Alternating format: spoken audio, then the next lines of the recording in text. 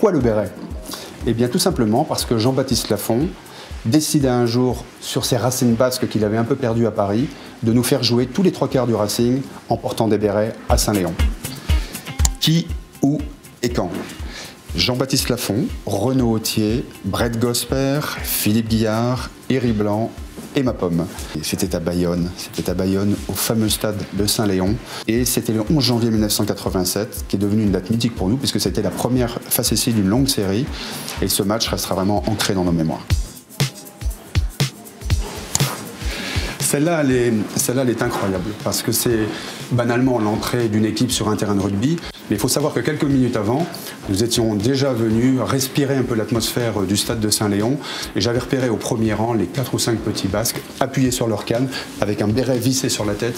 Et je peux vous dire que ça nous avait mis une pression supplémentaire encore plus énorme.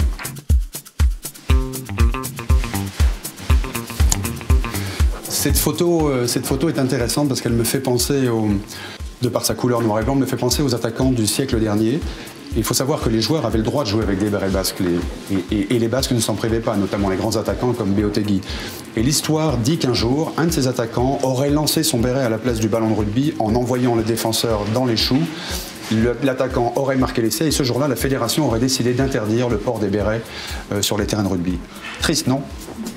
Un conseil pour le porter avec élégance. Eh bien, pour ma part, étant parisien, je vais le porter comme les peintres de Montmartre. J'ai pas la classe des Basques, mais je vais faire l'effort. Et vous voyez que pour les hommes, il est assez engageant et ne souffre d'aucune erreur sur la silhouette, alors que pour les femmes, c'est un accessoire qui est extrêmement à la mode et qu'on voit énormément dans les rues de Paris, de France et de Navarre.